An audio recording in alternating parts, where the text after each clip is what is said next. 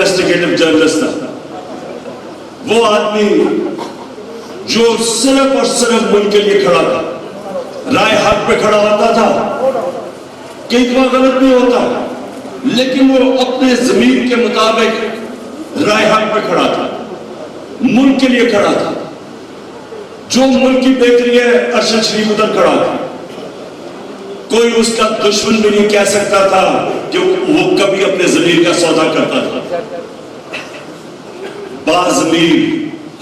ایک وہ جرنلسٹ، صحافت جو ملک کا اثاثہ ہوتی ہے، ایسے صحافی ملکوں کا اثاثہ ہوتے ہیں کہ ملکوں کے اوپینین میکرز بن جاتے ہیں، کریڈیبلٹی ہے۔ کیوں اتنا غم ہے آج؟ میں نے کبھی پاکستان میں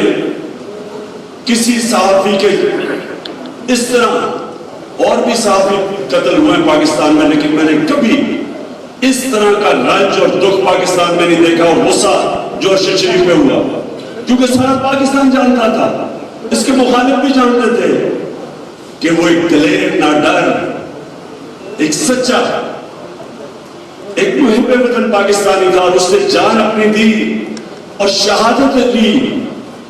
ہر کسی کو ہم شہید کہہ رہے تھے، فلانا شہید ہے، یہ شہید ہے، ایکسیڈنٹ میں پتہ شہید ہے۔ وہ آدمی جس کو پتا تھا کہ اس کی جان خطرے میں، میں نے اس کو 2 دفعہ کہا کہ ملک سے باہر چلے جاؤ، کیونکہ مجھے انفارمیشن تھی اس کو مارنے لگے، دھمکیاں مل رہی، ایجنسیز کبھی کچھ اس کو کہہ رہی، صرف اس لیے کہ وہ کھڑا تھا رجیم چینج کے خلاف سازش کے اوپر، وہ بار بار بے نقاب کر رہا تھا۔ حکم آتے تھے جی نامعلوم نمبر سے کہ یہ نہ کرو تمہیں یہ کر دیں گے، پتا تھا، پھر گھر میں اس کو دھمکیاں دی انہوں نے، پھر اس کو ہم نے ملک سے باہر نکالا،